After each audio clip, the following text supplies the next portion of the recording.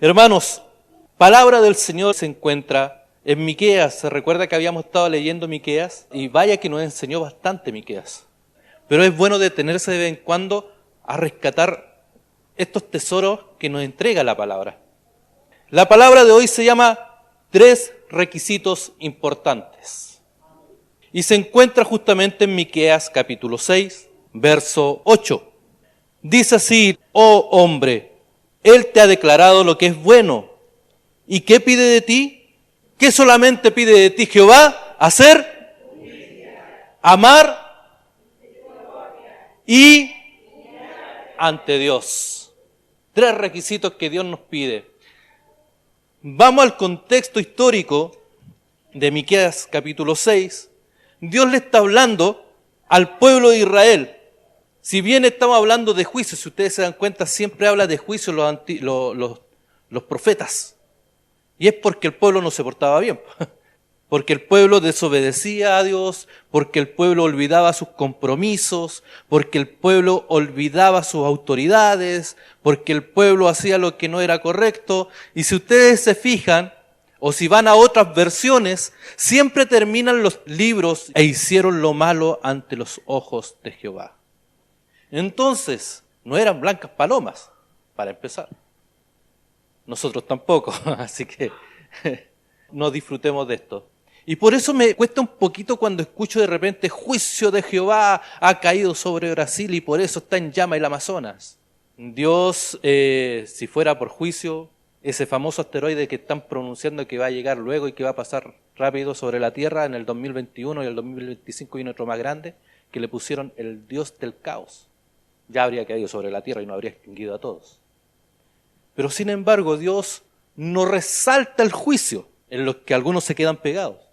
Dios resalta la misericordia. Porque grande eres Dios, misericordioso, porque grande es tu misericordia. Siempre se resalta porque Dios es un Dios de misericordia. ¿O acaso ustedes tenían muchos requisitos, tenían muchos privilegios como personas? No, porque Dios tuvo misericordia de mí y por eso envió a su Hijo Jesucristo a morir por mí. Por misericordia, no porque yo lo había comprado. Recuerden que a Pablo le querían comprar los dones. Algunos preguntaban, incluso el joven rico preguntaba: ¿qué tengo que hacer? Y Dios una vez más muestra su misericordia. Dios es un Dios de misericordia. Y nos da, después de hacer este juicio contra el pueblo, quedé pegado en el verso 3 del capítulo 6. Pueblo mío, pregunta Dios, ¿qué te he hecho? ¿O en qué te he molestado? Responde contra mí, porque yo te hice subir de la tierra de Egipto, te hice sacar de allá. Recuerda cuando eras esclavo, recuerda cuando clamabas a mí por libertad, recuerda cuando clamabas a mí que por favor se quedara quieto el látigo, que el opresor, el castigador, aquel que estaba por sobre ti y abusaba en lo laboral, que abusaba en la economía, que abusaba como gobernador. Dios empieza a hacer recuerdo al pueblo de Israel. Y de la casa de servidumbre te redimí, ya no eres esclavo, eres libre. Y envié delante de ti a Moisés, a Aarón y a María. Dios es un Dios misericordioso. Entonces, después que le hace recuerdo Dios, le dice: oh hombre, Él te ha declarado lo bueno, le dice el profeta. Le dice al pueblo: hey pueblo, hey Isa la Florida, yo les he declarado que Jehová es bueno, como ustedes no lo creen. Es como lo que decía el hermano Ricardo: nos cuesta hablarle a Dios, nos cuesta empezar a expresar. A mí me costaba expresar mis sentimientos hasta cuando fui papá. Cuando fui papá tuve que aprender y entender que si yo no le decía a mi hijo te amo, mi hijo nunca me iba a decir te amo. Y que mi hijo iba a crecer con una tranca emocional. ¿Por qué? Porque yo no le iba a expresar lo que él buscaba y necesitaba como hijo. Cuando Dios viene a nuestro encuentro y tiene misericordia de nosotros, Él espera como Padre que expresemos. No solamente que nos quedemos callados, no solamente no solamente con hacer movimientos. Él quiere escuchar, así como nosotros cantamos, quiero escuchar tu dulce voz. Y le cantamos al Señor, y Señor, yo quiero escucharte, yo quiero escucharte. Y se ha preguntado, ¿Dios le quiere escuchar a usted? Es que canto desafinado, nadie le está diciendo eso. Es que yo tengo una voz bajita, tampoco le está diciendo eso. Dios también quiere escuchar sus palabras, hermanos. Y cuando nos presentan estas oportunidades, no las dejemos pasar, porque no hay nada más agradable que estar delante de nuestro Padre amado celestial y decirle lo que nosotros estamos viviendo, lo que nosotros estamos sintiendo y lo que nosotros deseamos. Entonces, nos hace recordar una vez más, te he declarado lo que es bueno y que pide Jehová de ti, solamente hacer justicia y amar misericordia y humillarse ante Dios. Me gustaría que me acompañaran a Filipenses capítulo 3, vamos con el primer punto. Filipenses capítulo 3, verso del 8 al 10. Voy a leer otra versión, por si acaso, para que no diga, ¿qué Biblia está leyendo? ¿Sacó un papiro? No, estoy leyendo otra versión, ¿ya? Capítulo 3, verso del 8 al 10, y dice así, es más, creo que nada vale la pena comparado con el invaluable bien de conocer a Jesucristo, mi Señor. Por Cristo he abandonado todo lo que creía haber alcanzado. Ahora considero que todo aquello era basura con tal de lograr a Cristo. En Él soy aprobado por Dios. No es que yo mismo me doy aprobación por lo que dice la ley, sino que Dios me aprueba por la fe en Cristo. La aprobación viene de Dios por la fe. Lo que quiero es conocer a Cristo y experimentar el poder de su resurrección. Quiero compartir con Él sus sufrimientos. También quisiera ser como Él en su muerte. Pablo hablándole a los filipenses, diciéndole, no se crean más de lo que ustedes son. Hagan justicia. Ustedes fueron justificados no por lo que fueron, no por lo que lograron, no por lo que obtienen o por lo que tienen. No porque me compré un yate. No porque me compré una mansión. No porque tengo un avión. No. Ustedes no fueron justificados por eso. Fueron justificados por la sangre de Cristo. Pablo tenía claro de quién venía la justificación. De Cristo, de nadie más. Por medio de la cruz, incluso, hermanos, este verso yo lo estuve buscando porque me llamó bastante la atención y todo lo mencionábamos y todas a veces, porque todo lo que tengo, lo tengo por basura. Y ¿saben qué? El texto aún es más fuerte. Porque Pablo, traigamos a Pablo del pasado al presente. Pablo tenía como un doctorado en Harvard, para que más o menos tengan una idea. Y Pablo, con todos los estudios que tenía, con todo lo que él sabía y con toda la autoridad que él tenía, ¿qué es lo que usted tiene? En los 90 nos prometían los pañuelitos ungidos y nos pasaron varias anécdotas con eso.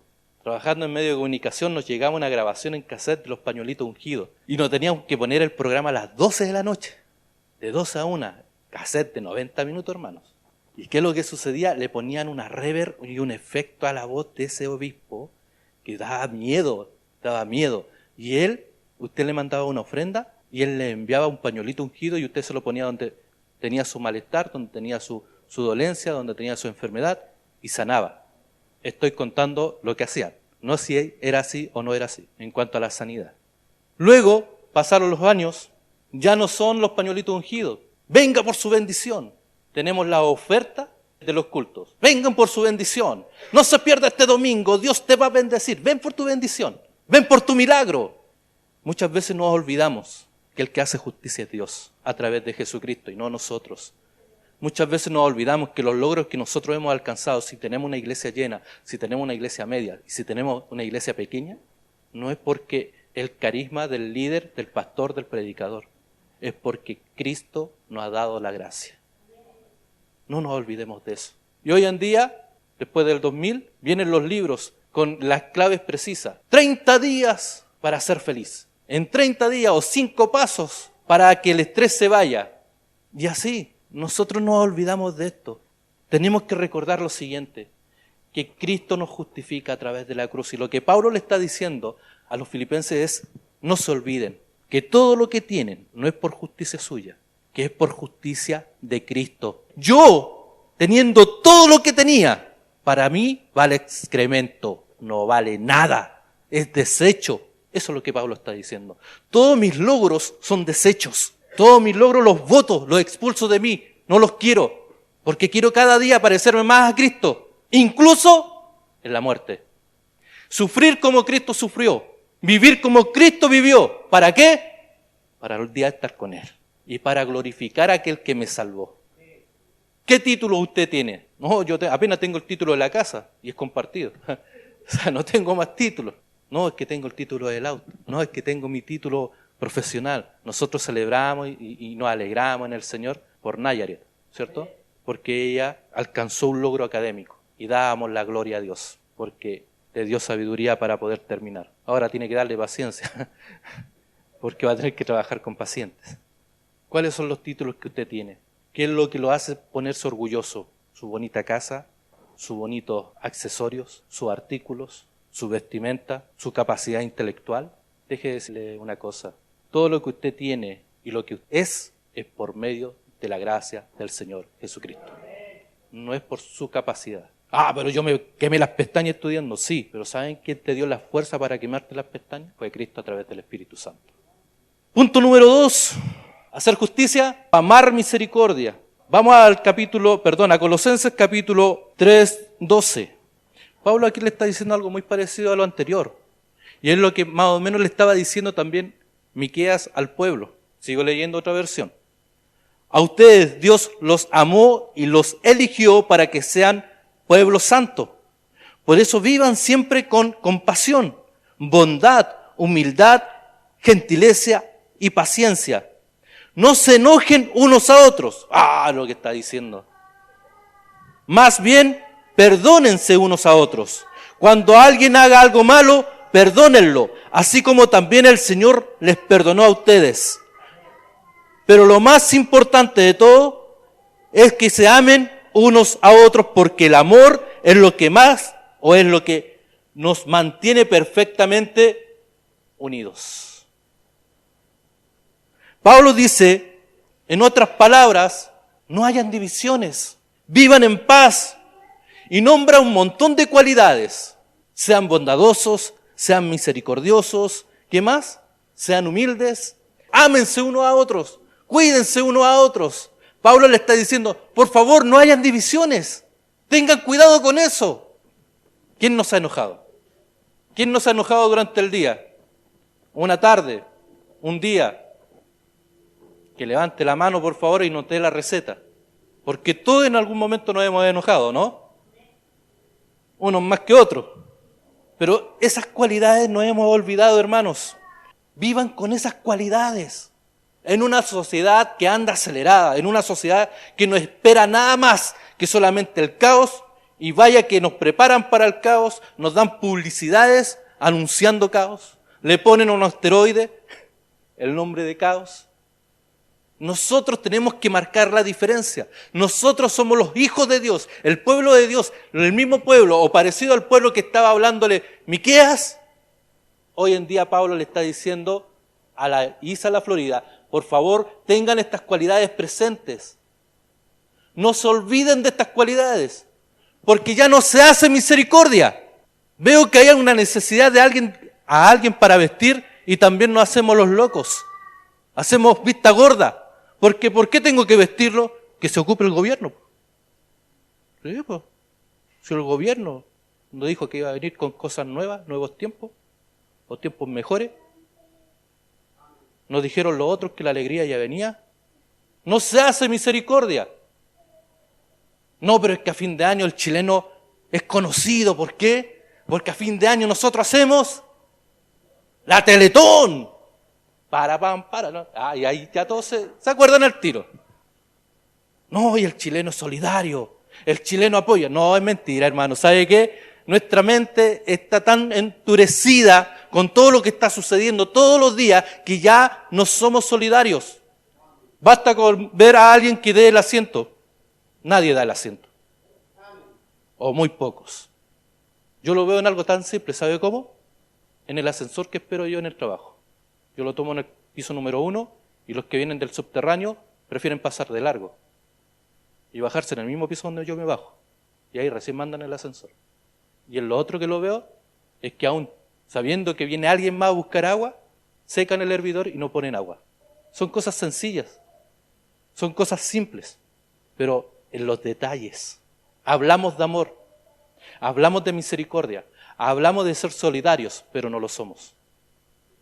En la iglesia hablamos de amor, hablamos de misericordia, hablamos de ser solidarios, pero ni siquiera sabemos cómo se llama el hermano.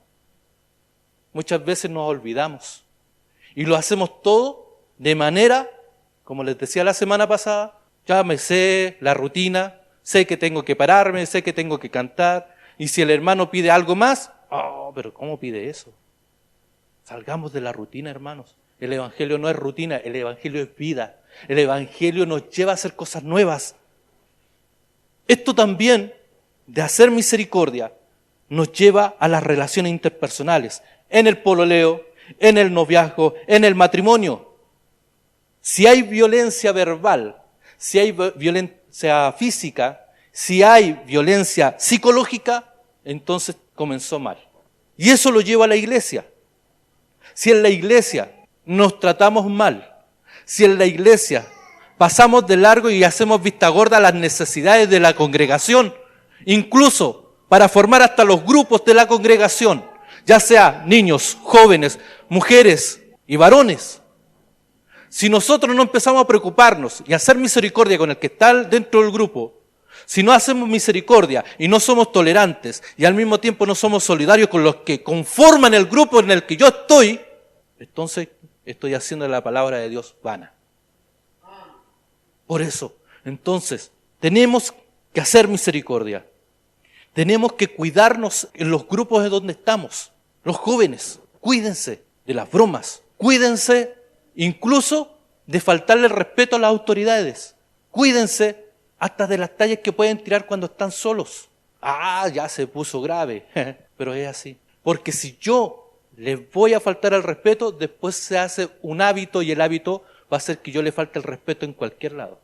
Lo mismo pasa en el pololeo, lo mismo pasa en el noviazgo y lo mismo pasa en el matrimonio. Una vez alguien yo escuché y le dice, vos sos tonta, le dice a la esposa, considerando que es sureño, es una palabra sureña, ¿cierto? Yo lo escuché y lo llamo para un lado y le digo, compadre, ¿sabe qué? Si usted vuelve a decirle eso a su esposa delante de todos, le voy a parar el carro. Y ahora te lo estoy diciendo a la buena. Pero es que si yo no le hice nada, ¿cómo que no? Esa palabra la puedes usar en tu casa y ni siquiera la podrías usar en tu casa para tratar así a tu esposa. Pero si la vas a tratar así, que sea en privado. Porque así la desautorizas delante de todos nosotros. Entonces cualquiera de nosotros después del día de mañana que le digamos algo parecido o algo semejante, tú no tendrías moral de llamarnos la atención a nosotros. Tengamos cuidado. Porque el faltarnos el respeto es una línea tan delgada que nos perdemos después y ya no hacemos misericordia, sino todo lo contrario, nos creemos superior a los demás. En las damas también, tengamos cuidado, las damas. Yo sé que son más recatadas, son más tranquilas, pero también cuídense. Porque siempre ha habido la mala fama que cuando hay mujeres juntas, y nadie quiere decir nada para no condenarse. Y todos lo pensaron. Pero cuando hay mujeres juntas, traigan el mate y el tejido. Pero cuando son hijas del Señor que se reúnen para alabar, para hacer cosas solidarias, va a ser diferente. Y tiene que ser diferente. Porque tienen que marcar la diferencia. ¿Por qué no se van a juntar a tomar un té y a conversar de lo que le pasó a la hermana, lo que le está pasando al pastor, lo que está pasando afuera? No, si es para edificarse. Lo mismo los varones. Hay un dicho que dice, los varones son peor que... ahí hablaron al tiro. Claro, porque el varón se junta, oye, ¿supiste? No sabéis nada lo que... Uy, mira tú, la junta de guatones, dicen algunos. También podemos reírnos, sí, podemos conversar, sí, podemos incluso tirar la talla, pero hermanos, tengamos cuidado, porque cuando las relaciones interpersonales empiezan a fallar, veámoslo afuera, se cierran sedes sociales, se cierran las juntas de vecinos y en la iglesia puede llegar a suceder algo muy parecido. Y nosotros debemos marcar la diferencia, porque somos Como les decía la semana pasada, no somos una junta social santificada. Somos un pueblo que alaba y bendice el nombre del Señor. Somos un pueblo que está agradecido de Él por haber hecho justicia por nosotros o por habernos mostrado la santidad, por habernos mostrado la misericordia hacia nuestra vida y por haber humillado al más precioso de sus hijos para salvación de nosotros. Entonces nosotros debemos marcar la diferencia. Como decían y como nos conocen porque somos una iglesia unida, somos muy fraternales a la hora de que llegue alguien y de compartir, que siga eso, la comunión, el amor. Hermanos, fuimos llamados a ser luz y sal en medio de una sociedad insípida. Pero ¿sabe cuál es el problema?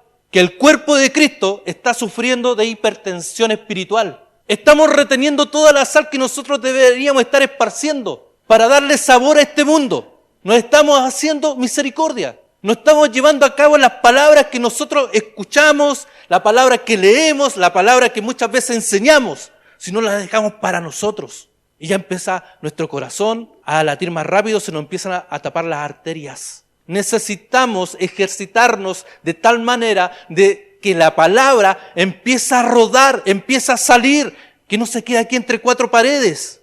Por eso le estoy diciendo, el cuerpo de Cristo está en estos momentos sufriendo hipertensión espiritual. Necesitamos salir de nuestras cuatro paredes.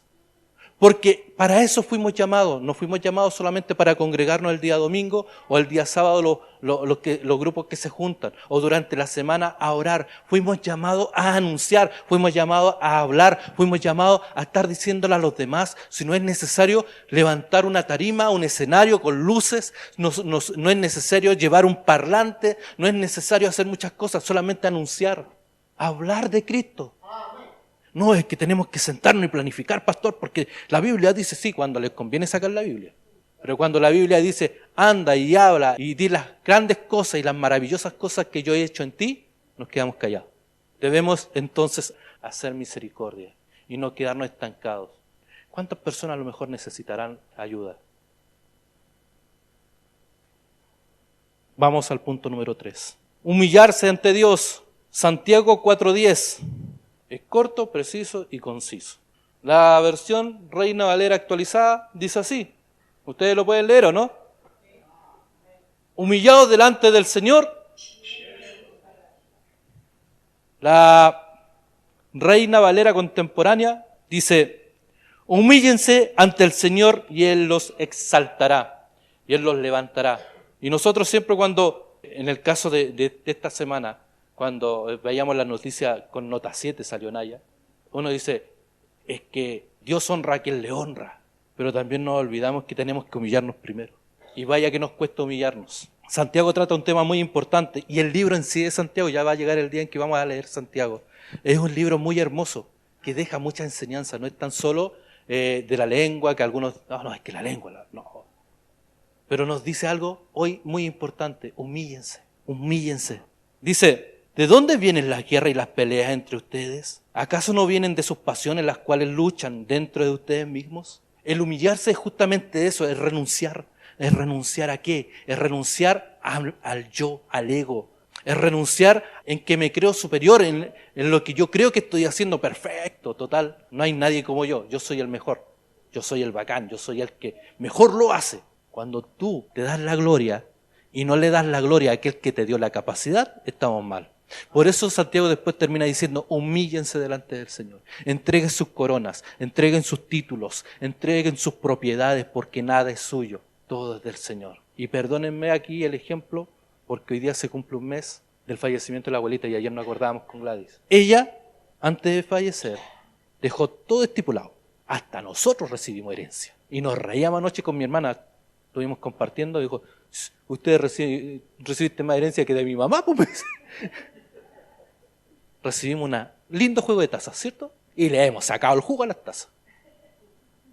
Y como herencia también nos dejó en la cocina algo bien hermoso que necesitábamos como congregación. Hermanos, ¿y sabe lo que ella decía? Cuando yo me vaya, ¿qué? Si todas estas cosas van a quedar, si yo no me voy a ir con esto. Así que se empezó a despojar. Eso es humillarse, renunciar a lo que yo tengo. ¿Qué es lo que yo tengo? Vuelvo a decir, títulos, Tengo cargos, tengo puestos, tengo una responsabilidad. La responsabilidad la tengo. Pero ¿saben qué? Yo me humillo ante eso y digo, Señor, no quiero ser yo el que dirija la iglesia. Tienes que ser tú. Tiene que ser tu Espíritu Santo, porque si no, yo voy a dejar la escoba. Porque somos así. Porque somos arrebatados.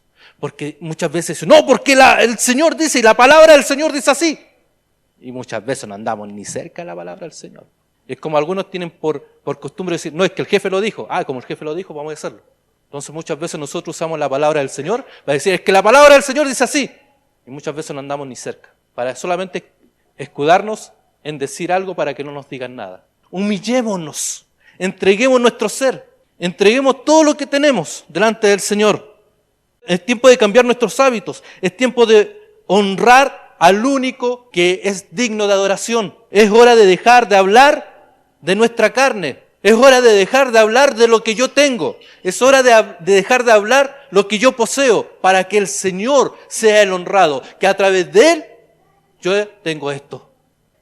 Por eso entonces tenemos que hacer justicia, hacer y amar la misericordia. Amar la misericordia, hermano, no es tan solo hacerla, es amarla, es empaparme. Es como, no me va a decir, no como el Padre Hurtado, no, más que eso. Porque Él decía, hay que dar hasta que... No, y la Biblia me dice todo lo contrario, me dice que tengo que dar con un corazón alegre, tengo que dar con un corazón agradecido. Pero sí tengo que hacer misericordia y hay muchas cosas que podemos aprender de ellos. Hacer misericordia, ayudar, no importando a quién. Y la tercera, humillarnos delante de Dios, porque vaya que nos cuesta. Hoy en día dan temas para todo, pero pocas veces hablan de humillarse delante de Dios, de entregar tus coronas delante de Dios, de venir ante el altar y humillarte y decir, Señor, esta es mi condición, quiero que vivas tú y quiero que tú seas exaltado en mi vida, en mi trabajo, en mi profesión, en mi oficio, en lo que yo hago, tú seas exaltado, no yo. Y cuando todos estos tres puntos se unen, la congregación empieza a hacer cosas maravillosas. Y empezamos a ver la gloria del Señor. ¿Saben por qué? Porque Dios empieza a actuar, porque empieza a haber un cuerpo sano. Y cuando hay un cuerpo sano empiezan a haber cosas tremendas. ¿O no es así, hermana Nana? ¿Cómo empezó la congregación en San Bernardo? Una congregación sana. Incluso yo diría que nosotros tenemos más que esa congregación. Sin embargo, ellos fueron conquistando, dando pasos de fe y lograron tener uno de los templos más lindos allá. Y nosotros lo único que hacemos es soñar. No, algún día, como yo digo, algún día esto va a ser de nosotros, para hacer esto. Pero mientras tanto, ¿qué hacemos, hermanos? Hacemos misericordia, amamos la misericordia, hacemos justicia, nos humillamos delante del Señor. Que el Señor nos ayude, que el Señor nos guíe, que estos días, que esta semana que viene, sáquele más provecho a esta palabra. Hay mucho más que aprender. Y estos 3 puntos se derivan en muchos puntos más. Pero va a depender cómo usted empieza a escudriñar la palabra. Nosotros somos los que debemos entonces dar estos pasos de fe. No esperemos los de afuera. Los de afuera no saben para dónde va la micro. Nosotros sí. Nosotros somos los que nos estamos guiando por una palabra fiel y verdadera. Una palabra que ha traspasado generaciones y sigue teniendo vida. Que aunque ha pasado por un montón de manos y siguen pasando manos porque siguen las traducciones, hay una palabra y hay una verdad tremenda. Hay una verdad teológica que no puede ser confundida. Que Dios quiere que nosotros nos humillemos. Que Dios quiere que nosotros hagamos misericordia. Que nosotros no hagamos justicia, sino que la justicia de Dios reine en nuestras vidas. Entonces, empecemos a actuar. Y vamos a empezar a dar pasos de fe. Ya no vamos tan solo a decir, ya algún día vamos a comprar esto. No, lo vamos a comprar. Y ya no vamos a hablar de futuro, lo estamos hablando de presente. Entonces nosotros, si hacemos justicia, si amamos la misericordia y si nos humillamos delante del Señor, Él nos va a exaltar. Y nos va a exaltar como cuerpo de Cristo, como familia que somos en Cristo. Entonces, podemos empezar esta semana practicando uno de estos 3 puntos. Y si vamos a empezar a dar pasos de fe, primero tenemos que empezar a aplicar estos 3 puntos. Comprométase.